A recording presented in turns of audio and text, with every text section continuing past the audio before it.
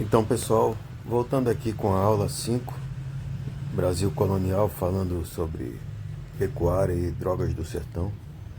Continuamos nossa videoaula do estágio supervisionado Uninter, diferentes contextos, e começamos aqui.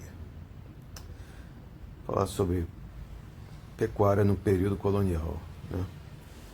Durante o período colonial, a empresa açucareira foi o grande investimento dos portugueses nas terras brasileiras. Contudo, as necessidades de consumo das populações nativas serviram para o desenvolvimento de outras atividades econômicas destinadas à subsistência. Tais empreendimentos econômicos ficaram comumente conhecidos como atividades acessórias ou secundárias e costumava abranger o plantio de pequenas e médias culturas e produção de algodão, rapadura, aguardente, tabaco e mandioca. Nesse cenário, a atividade pecuarista também começou a ganhar espaço com a importação de algumas reses utilizadas para o trabalho nos engenhos de açúcar. Com o passar do tempo, o crescimento do rebanho de gado acabou causando problemas no interior das plantações de açúcar, que tinham parte de sua plantação destruída pela ação desses animais. Com isso, o lucro a ser alcançado com a produção açucareira se incompatibilizava com a incômoda presença do gado dentro das fazendas. A questão chegou a ser tratada pelas autoridades metropolitanas, que estabeleceram um decreto que proibia a realização de qualquer atividade pecuarista nas regiões litorâneas do Brasil. A medida, apesar de seu caráter visivelmente restritivo, acabou impulsionando a criação de gado no interior do território de forma extensiva, com o uso de pastagens naturais. Segundo algumas estimativas, no século XVII, a atividade alcançava várias regiões nordestinas e contava com mais de 600 mil cabeças.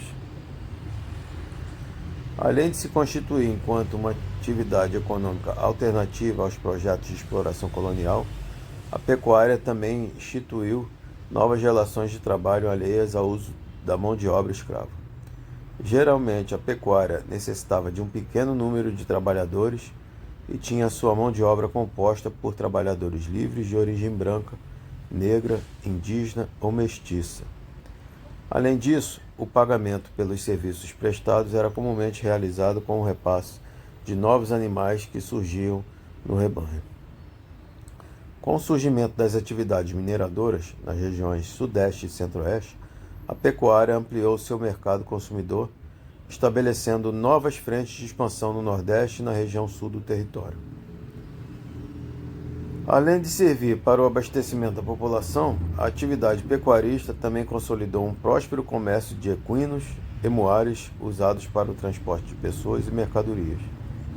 Geralmente eram organizadas feiras em alguns centros urbanos do interior, onde esses animais eram negociados. Além de ocupar uma importante posição no ambiente colonial, a expansão da pecuária foi de grande importância no processo de ampliação do território. Paralelamente, após a decadência da atividade mineradora no interior, a pecuária também se consolidou como uma nova atividade que substituiria o vazio econômico deixado pelo escasseamento das minas. Falaremos agora um pouco sobre drogas do sertão. Ao longo da colonização, observamos que a incursão pelo interior do nosso território abriu caminho não apenas para o conhecimento de novos espaços, mas também para a existência de várias plantas, frutas e raízes que compunham a nossa vegetação. Nesse processo, o contato com as populações indígenas também foi de suma importância para que os colonizadores conhecessem as potencialidades curativas e culinárias das chamadas drogas do sertão. Antes que a nossa colonização se efetivasse a partir de 1530, toda a Europa tinha grande interesse nas especiarias vendidas nas Índias. As ervas, frutos, raízes e sementes do mundo oriental serviam para a preparação de remédios, a fabricação de manufaturas e o tempero da comida também. No século XV, o advento das grandes navegações, lideradas pelas nações ibéricas, objetivava a conquista de uma rota que ligasse a Europa aos comerciantes indianos. Tamanho era o interesse por esses produtos. Envolvidos em tal projeto, os portugueses acabaram conquistando uma rota de chegada ao Oriente por meio da circunnavegação da África. Tal rota, apesar de cumprir o seu objetivo, acabou não sendo economicamente viável por conta do grande tempo gasto na viagem e a concorrência de outros povos que já comercializavam com os indianos. Dessa forma, a possibilidade de se vender e consumir as especiarias em Portugal acabou não sendo concretizada. Nos séculos XVI e XVII, a exploração da região amazônica acabou surgindo como uma solução para o papel econômico anteriormente desempenhado pelas especiarias indianas. Afinal, esse espaço do território colonial acabou se mostrando rico em frutas, sementes, raízes e outras plantas que tinham finalidades medicinais e culinárias. Cacau, cravo, guaraná, urucum, poaia e baunilha foram alguns dos produtos que ficaram conhecidos como as tais drogas do sertão. Na maioria das vezes, a extração das drogas do sertão era feita pelas missões jesuítas e que se localizavam no interior do território e aproveitavam da mão de obra indígena disponível. Paralelamente, os bandeirantes, em suas incursões pelo interior, também realizavam essa mesma atividade com o objetivo de vender esses produtos na região litorânea. De modo geral, a extração das drogas do sertão atendia demandas provenientes tanto do mercado interno como do mercado externo. Ok? E falaremos então mais um pouco sobre drogas do sertão, né? As chamadas drogas do sertão poderiam muito bem ser denominadas de as pepitas de ouro da Amazônia. Este espaço foi e ainda hoje permanece como uma das principais regiões de extração de recursos naturais para o beneficiamento do mercado nacional e especialmente internacional. Nesse sentido, é importante não se limitar apenas à Amazônia brasileira. Nos países da América Latina, que contém uma parcela do território amazônico, os projetos voltados para a extração de recursos naturais não renováveis são uma realidade alarmante. O principal problema é que os múltiplos atores amazônicos, dos quais muitos doaram a ferro e a fogo santo, aquilo que o padre jesuíta Antônio Vieira teria chamado ainda em meados do século XVII de o ouro da Amazônia, o sangue que corria nas veias dos índios e, para citar John M., o ouro vermelho. Receberam e ainda recebem apenas migalhas desse fantástico empreendimento. Podemos afirmar que, após a fracassada tentativa de estabelecer um sistema de plantation no contexto da instauração das capitanias hereditárias e da crise do comércio das especiarias indianas, os colonos voltaram-se para o que a Amazônia poderia lhes oferecer. De acordo com Francisco Jorge dos Santos, na busca por alternativas mercantilistas, os europeus encontraram abundante mão de obra indígena e inúmeros gêneros naturais para injetar no mercado europeu. Cacau selvagem, canela do mato, cravo, salsa parrilha, castanha do Pará, que hoje é a nossa castanha do Brasil, piaçava, sementes oleaginosas, andiroba, copaíba, gengibre, mangarataia, puxuri, baunilha, tinta de urucum, anil e madeiras diversas. Cultivos de algodão, tabaco, café, açúcar e mandioca foram empreendidos.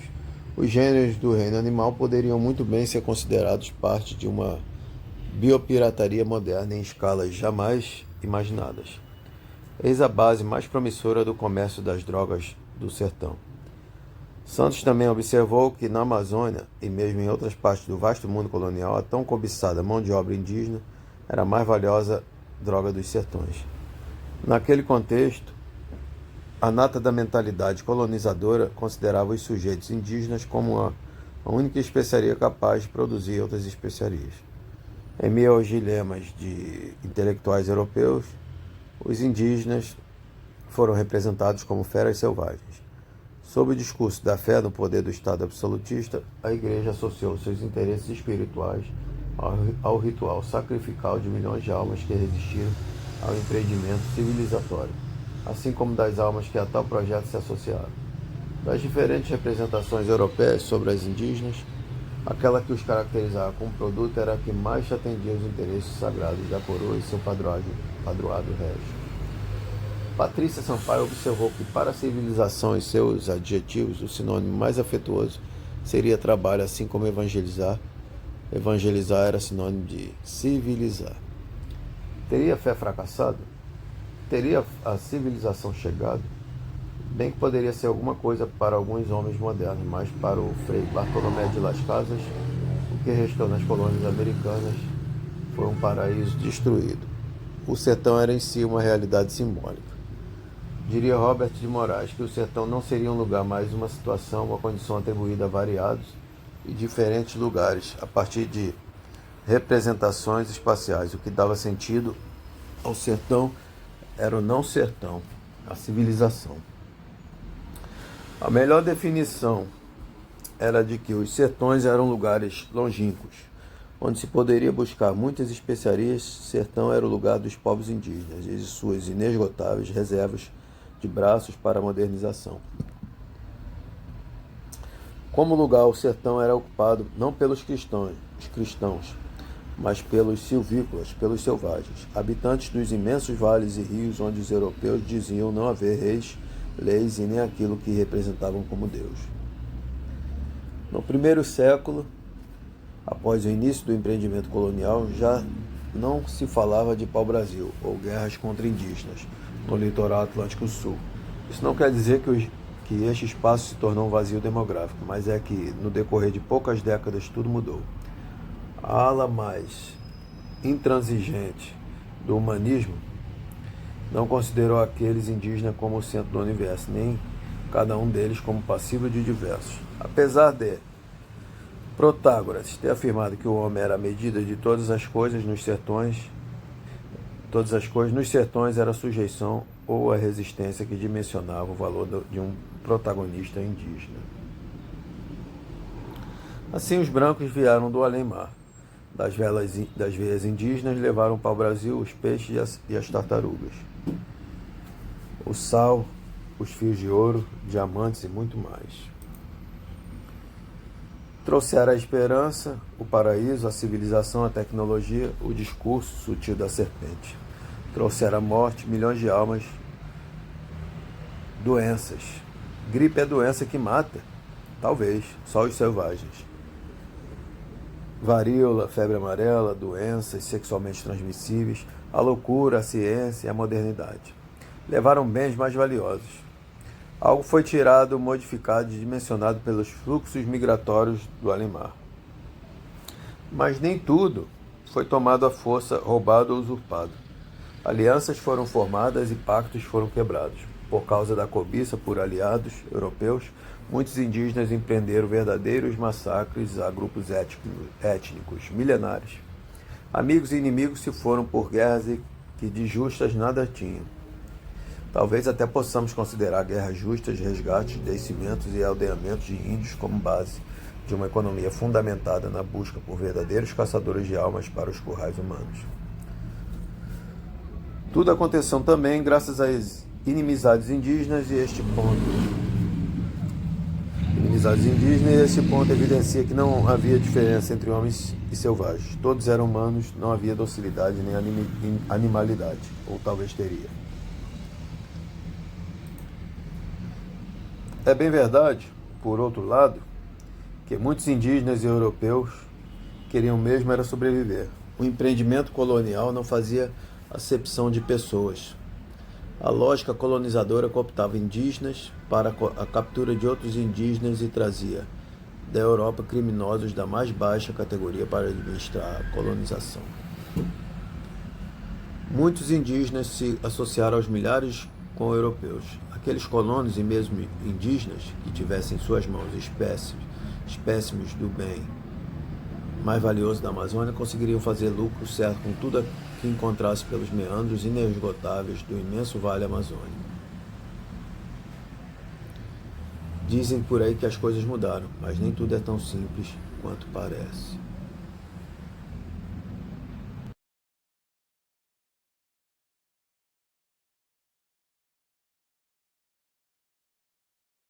Então, pessoal, seguindo aqui com a pecuária, no Brasil colônia, entendeu? Falar um pouco de pecuária e o povoamento colonial. Durante o período colonial, pecuária e povoamento do sertão estiveram intimamente ligados. A partir dos engenhos de cana-de-açúcar, que se localizavam principalmente no litoral nordestino, foi possível aos colonos que aqui habitavam conquistar o sertão da colônia e iniciar o povoamento dessa região. A pecuária desenvolveu-se inicialmente em torno dos engenhos de cana-de-açúcar. O gado criado nesses locais, bovino e muar, era utilizado na alimentação, na produção de couro para utensílios de trabalho e domésticos, além da atração animal nos trabalhos para obtenção do açúcar. Com a expansão das lavouras de cana-de-açúcar ao redor dos engenhos, era necessário encontrar pastagens cada vez mais distantes para a criação de gado. Para encontrar esses ambientes, os vaqueiros partiram para o sertão. Sertão é também definido como local que não se encontra no litoral. Os primeiros locais, a partir dos quais os vaqueiros deslocaram-se, foram os engenhos localizados em Pernambuco e na Bahia. Eles buscaram seguir o rumo contrário do sentido do Rio São Francisco, que passou a ser conhecido como Rio dos Currais. Ao longo do vale desse rio foram criados currais e fazendas perto de áreas de pastagens. Com o desenvolvimento dessa atividade econômica, foram sendo fixados polos de povoamento, principalmente fazendas. Os vaqueiros que habitavam essas fazendas eram geralmente mamelucos, de ascendência indígena e europeia. Eles trabalhavam com os donos dos rebanhos em regime similar ao de parceria. A cada 4 crias sobreviventes, uma era do vaqueiro. Com o tempo, alguns vaqueiros conseguiram formar seu próprio rebanho. Houve ainda expansão em direção ao norte da colônia, com os vaqueiros ocupando territórios na Paraíba, Rio Grande do Norte, Ceará, Piauí e Maranhão. A ocupação do sertão, a partir da pecuária, estendeu-se para além do Nordeste e Norte, principalmente com a descoberta de ouro na região das Minas Gerais. Ainda seguindo o curso contrário do São Francisco, os vaqueiros chegaram próximos às áreas de mineração em território mineiro. Os metais preciosos fizeram com que os vaqueiros se dirigissem também ao oeste da colônia, chegando a Goiás e a Mato Grosso. Outra região que passou a ser também ocupada por vaqueiros e fazendas de gado foi a região sul da colônia. Nos Pampas foi encontrado ambiente propício à criação de gado. Esse foi o local em que a pecuária mais se desenvolveu. Além do couro retirado do gado, era produzido também a carne seca, ou charque, como era conhecida no sul, muito consumida durante o período colonial em virtude do tempo de conservação. A produção de gado cresceu para atender o mercado interno da colônia, que ganhou impulso após a mineração. O mercado interno levou ainda à criação de rotas para a circulação das mercadorias produzidas, sendo as mulas e burros os meios de transporte utilizados. Nas regiões onde se localizavam as fazendas, formaram-se locais de descanso e comercialização de diversos produtos. Além disso, povoados, aldeias e cidades floresceram, das quais podem ser citadas Feira de Santana na Bahia e Vacaria no Rio Grande do Sul. Além da questão econômica e territorial, a pecuária serviu ainda como base de formação de uma cultura sertaneja que tem suas peculiaridades em cada uma das regiões em que se desenvolveu. Certo? Então, agora, amigo, falaremos mais um pouco também sobre drogas do sertão, certo? As drogas do sertão reúnem-se em diversos tipos de especiarias: plantas, raízes, sementes, frutas, ervas medicinais e etc., que foram comercializadas no Brasil colônia, no sertão nordestino, a partir do século XVI e XVII. Alguns estudiosos referem esse momento como o ciclo das drogas do sertão. Esses produtos eram cultivados em território brasileiro e vendidos em solo europeu, visto que eram exóticos, nativos do Brasil e muito cobiçados pelo mercado externo. Eram consideradas pelos europeus como as novas especiarias. Esse fator de grande interesse fez com que a coroa portuguesa elegesse as missões jesuíticas para controlar a exploração desses produtos. As drogas do sertão começaram a ser cultivadas e apresentar elevado valor econômico durante a época das entradas e bandeiras. Expedições de desbravamento com finalidades estratégicas e econômicas, as quais foram responsáveis pela conquista e expansão do território brasileiro. Os bandeirantes, ou sertanistas, eram os responsáveis pela conquista e buscavam metais e pedras preciosas na colônia, com o intuito de enriquecer o mercado consumidor estrangeiro. Claro. Foi a partir daí que as chamadas drogas do sertão passaram a ter um caráter econômico muito importante, propiciando a ocupação da região norte e nordeste do país. Assim, após a exploração do pau-brasil, a cana passou a ser um dos produtos mais importantes ao lado das drogas do sertão. Essas especiarias, urucum, cacau, guaraná, cravo, canela, castanha, pimenta, baunilha e outras cultivadas no Nordeste brasileiro, foram uma das principais fontes de renda para a coroa portuguesa, que na época buscava maneira de enriquecer. Era utilizada a mão de obra escrava indígena, vistos os conhecimentos que possuíam sobre as diversas especiarias. Mais tarde, a escravidão indígena foi proibida e substituída pela mão de obra escrava vinda da África. Nessa época, a região do Amazonas foi muito explorada pelos portugueses e propulsionada pela invasão de alguns povos europeus que tentavam conquistar o território e encontrar outras riquezas franceses, ingleses, espanhóis e holandeses. Diante disso, os portugueses conseguiram expulsar os povos invasores e com um tipo de colonialismo denominado de colônia de exploração. Eles focaram na busca de lucro e na expansão do mercado financeiro. Portanto, a partir do início do século XVI, os portugueses começaram diversas expedições de reconhecimento e exploração nas áreas do interior da selva amazônica. Nesse contexto que surgem os bandeirantes, exploradores pioneiros, os quais realizaram diversas expedições que objetivavam não somente a exploração do território, mas também a busca de escravos fugitivos e da captura de indígenas, seja para comercializá-los, executá-los ou escravizá-los. Assim, eles invadiram diversos territórios da mata brasileira, estabelecendo núcleos de povoamento com o cultivo da cana-de-açúcar, ciclo da cana-de-açúcar, a exploração das drogas do sertão entrou em decadência. A partir do século XVII, o foco de enriquecimento dos portugueses era a plantação da cana e a criação dos engenhos de açúcar pelo país. Esse período ficou conhecido como ciclo da cana-de-açúcar.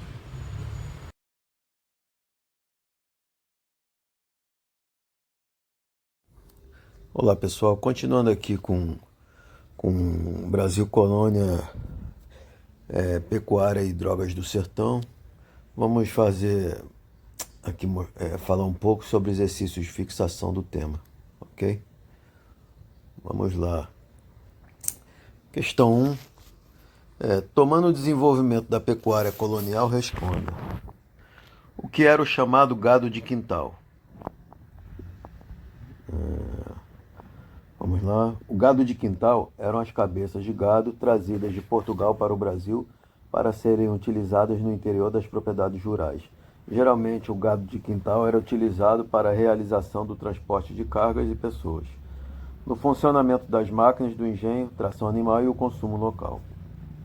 Ok? E nessa questão 1, a letra B. Qual o problema que o aumento do número de reses gerava para o desenvolvimento da economia açucareira? Vamos lá. Com o crescimento do número de animais, a pecuária começou a tomar parte das terras que serviam para a plantação da cana-de-açúcar.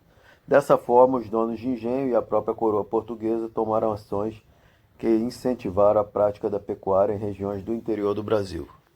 Inicialmente, a atividade pecuarista expandiu ao longo do Vale do Rio São Francisco, bem como atingiu diferentes estados da região do Nordeste do Brasil.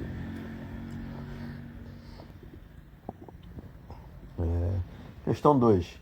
Descreva as diferenças existentes entre a mão de obra empregada nas lavouras de cana-de-açúcar e na pecuária colonial. Então, na lavoura açucareira, os senhores de engenho utilizavam da mão de obra escrava dos africanos que atravessavam o Oceano Atlântico. Subordinados a uma dura rotina de trabalho, os escravos viviam em média entre 10 e 15 anos e não tinham nenhuma possibilidade de ascensão social. Já na pecuária colonial, era utilizada a mão de obra livre, né? Era utilizada a mão de obra livre de brancos pobres, negros e alforriados e mestiços. Além de receberem uma remuneração pelos seus serviços, esses trabalhadores tinham a oportunidade de ascender socialmente ao poderem formar seus próprios rebanhos. Questão 3. Qual a relação existente entre o desenvolvimento da pecuária na região sul do Brasil e o início da atividade mineradora do século XVIII? Então, o início da atividade mineradora promoveu a atração de inúmeras pessoas interessadas na exploração dos metais preciosos. E em pouco tempo, vários centros urbanos se formaram nas proximidades das minas, gerando a formação de um mercado consumidor de alimentos e produtos diversos. Por tal razão, as pastagens naturais do sul passaram a ser aproveitadas para a criação de gado a ser consumido pela população das regiões mineradoras.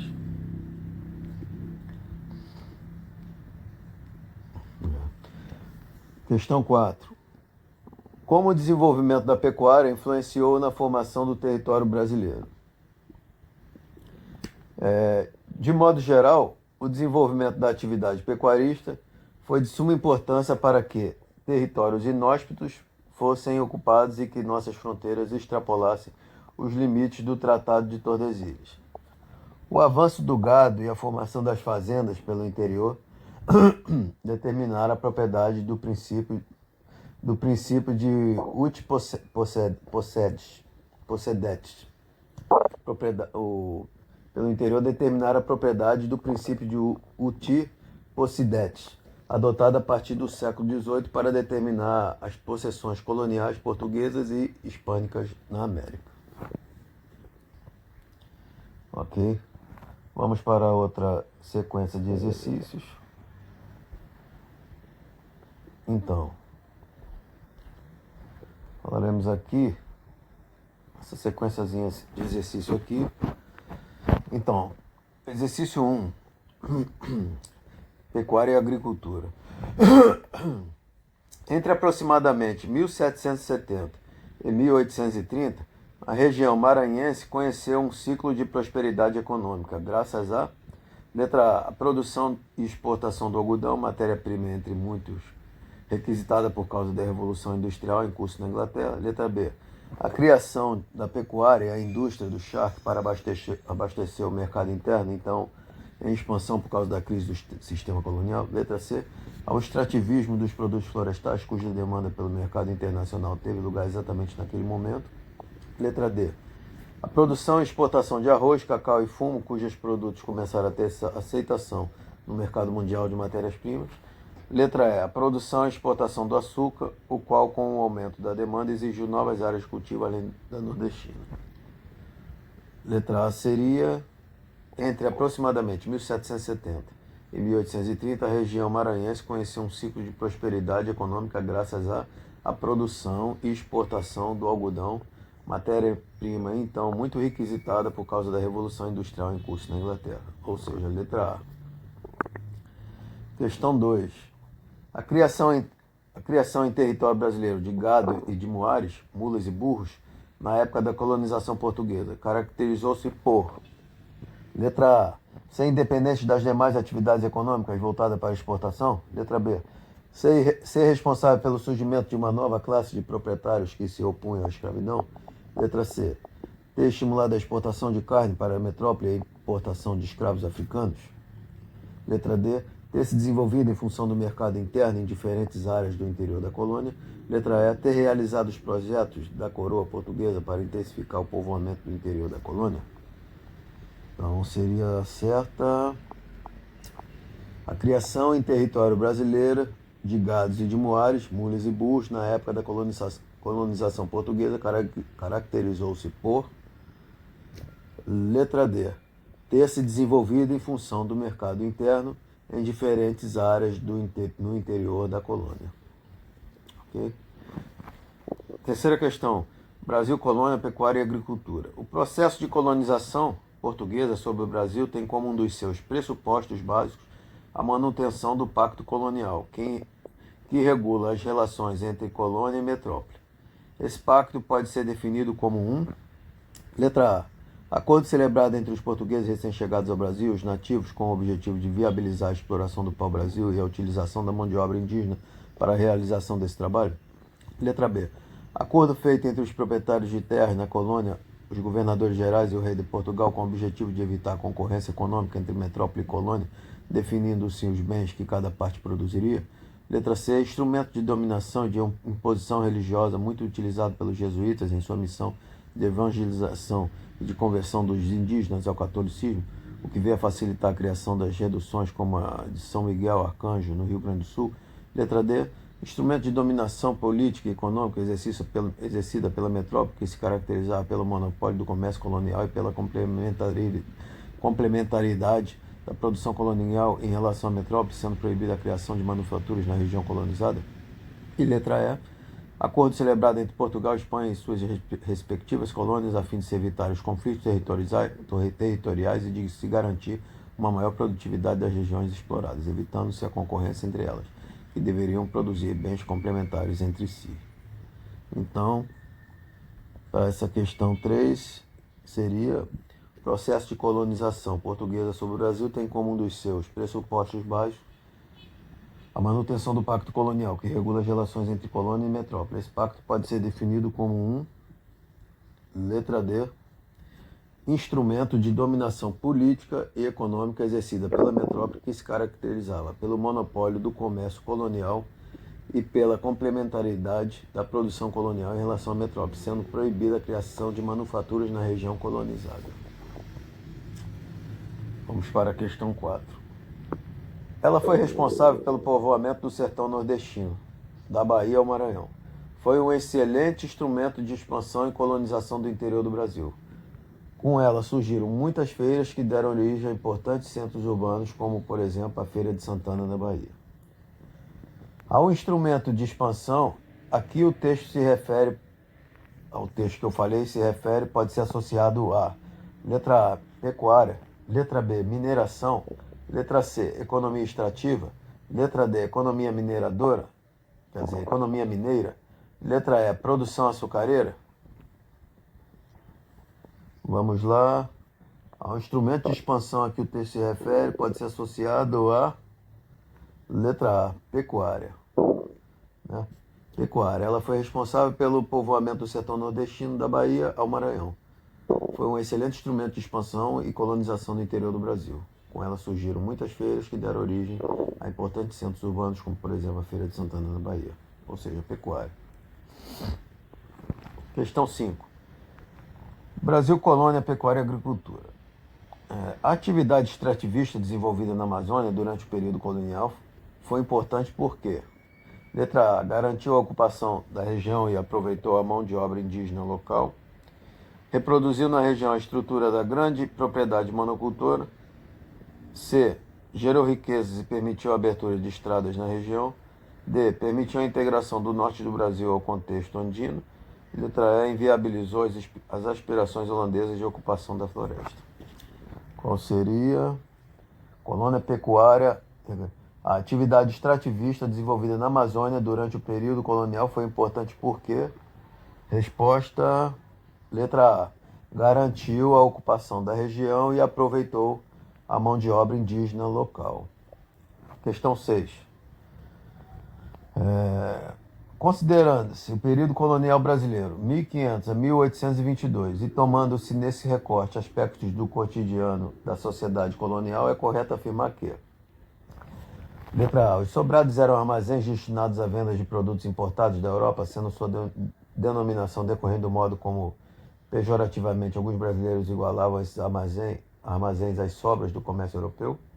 Letra B, a Casa Grande, além de encarnar simbolicamente o poder dos senhores de escravos e engenhos, expandiu-se também no Brasil colonial como símbolo patriarcal.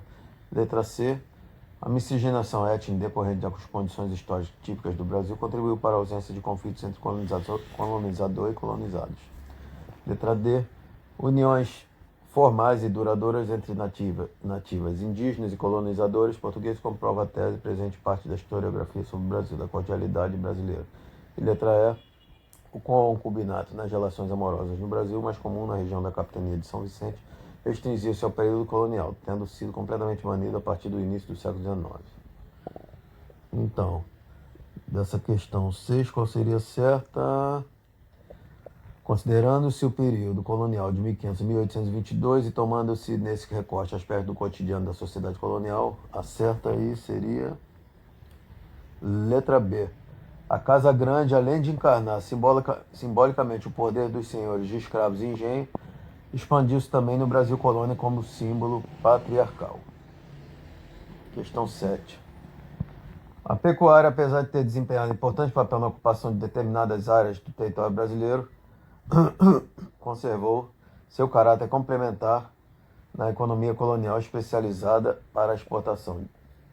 Disso decorrendo, letra A, seu equilíbrio em relação às atividades agrícolas e extrativas na ocupação efetiva do território. Letra B, sua subordinação ao capital comercial europeu. Letra C, a exportação da produção de abastecimento que gerou superávit no comércio colonial. Letra D, a direção estatal da metrópole sobre a pecuária por força do monopólio rege sobre sal e carne. E letra E, constantes crises de abastecimento dos alimentos, cuja produção era preferida pelas culturas de exportação. Vamos lá. Questão 7. A pecuária, apesar de ter desempenhado importante papel na ocupação de determinadas áreas do território brasileiro, conservou seu caráter complementar na economia colonial, especializada para a exportação de letra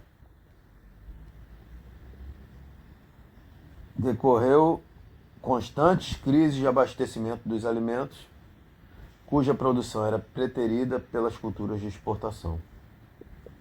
Questão 8. No século XVIII, o governo português incorporou a maior parte da Amazônia ao seu domínio. A ampliação dessa fronteira da colônia portuguesa deveu-se, letra A, aos acordos políticos entre Portugal e França. Letra B, as lutas de resistência das populações indígenas. Letra C, ao início da exploração e exportação da borracha. Letra D, a expulsão dos jesuítas favoráveis à dominação espanhola. Letra E, a exploração e comercialização das drogas do sertão. Seria, então, no século XVIII, o governo português incorporou a maior parte da Amazônia ao seu domínio, graças à exploração, letra E, graças à exploração e comercialização das drogas do sertão. E questão 9. Moradores dos sertões instalados além das cidades coloniais transformaram tais espaços físicos em espaços humanos. A presença desses nossos antepassados é de fundamental importância para entendermos porque no Brasil colônia houve mais do que a pura e simples plantation de cana. A visão plantacionista, que considera todas as atividades não voltadas para a exportação como irrelevantes, embaçou durante muito tempo a contribuição que milhares de agricultores responsáveis pela agricultura de subsistência ou pelo abastecimento do mercado interno deram à história de nosso mundo rural. Com base no texto lido e nos conhecimentos sobre a organização social do Brasil no período colonial, é correto afirmar que letra A, os autores do texto destacam um elemento característico da vida social durante a colônia, a inexistência de núcleos econômicos situados além das cidades coloniais. Letra B, confirma-se no texto a exclusividade da lavoura exportadora como atividade responsável pela ocupação dos espaços agrícolas nacionais. Letra C, no Brasil colônia, uma característica fundamental da agricultura de alimentos foi a variedade de técnicas e de ferramentas utilizadas para manejo das terras. Letra D, a atividade agrícola dos moradores dos sertões era essencial para a produção e o mercado colonial de gêneros alimentícios. E letra E, a imensa disponibilidade de terras não cultivadas contribuiu para a ocupação intensiva do solo, o que evitou a dispersão demográfica pelo território nacional.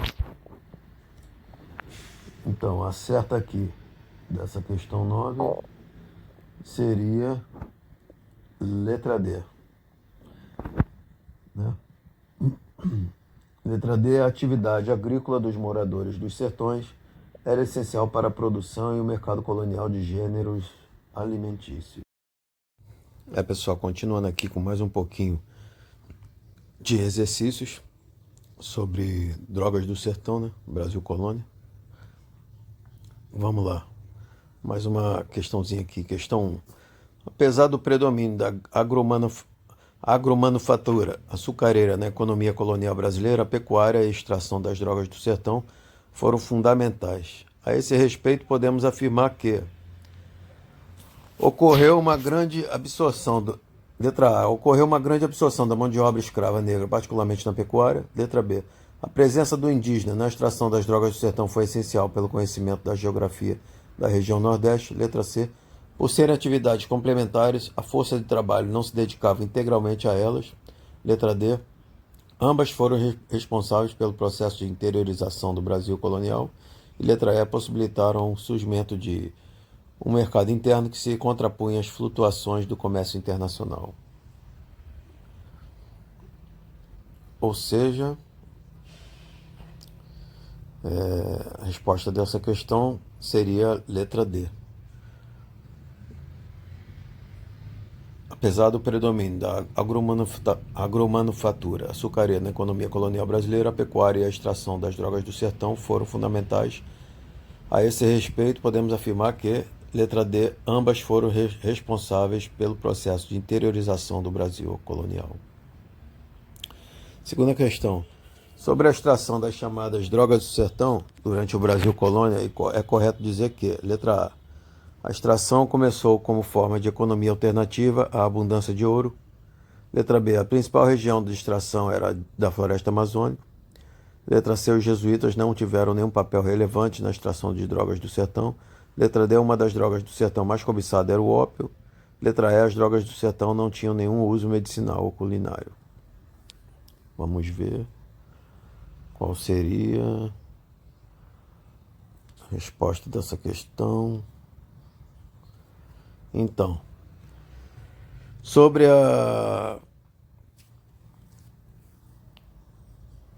essa questão, ficamos com a letra B, certo?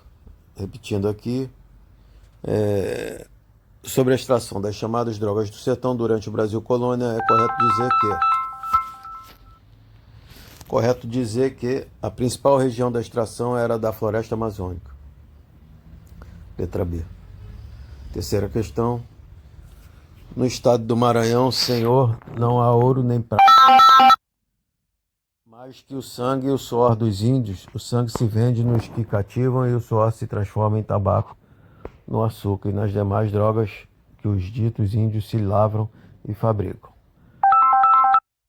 Com este sangue e suor se medeia a necessidade dos moradores, e com este sangue e suor se enriquece a cobiça insaciável dos que vão lá governar. O texto acima foi escrito por volta de 1653. As principais riquezas do Maranhão naquela época eram: letra A, ouro e prata. Letra B, ouro, prata, comércio dos escravos. Letra C, o tabaco, o açúcar e as drogas. Letra D, o ouro, a prata, o tabaco e o açúcar. E letra E, os metais preciosos, o comércio de escravos e o açúcar. Então, para essa questão, a resposta é letra C, o tabaco, o açúcar e as drogas, né? As principais riquezas do Maranhão naquela época eram o tabaco, o açúcar e as drogas do sertão. Questão 4. A exploração das drogas do sertão na região norte do Brasil, na primeira fase da época colonial, foi importante para Portugal na medida que, letra A, lhe permitia dar fim ao sistema mercantilista e início ao capitalismo liberal. Letra B, lhe permitia concorrer com os exploradores de madeira da Holanda. Letra C, lhe possibilitava dominar as patentes de plantas descobertas na floresta amazônica. Letra D, lhe proporcionava o domínio da indústria farmacêutica em ascensão no século XVII. E letra E, lhe oferecia uma opção alternativa às especiarias que eram negociadas com a Índia. Então, para essa questão aqui, a resposta seria: a exploração das drogas do sertão na região norte do Brasil na primeira fase da época colonial foi importante para Portugal na medida em que lhe oferecia lhe oferecia uma opção alternativa às especiarias que eram negociadas com a Índia.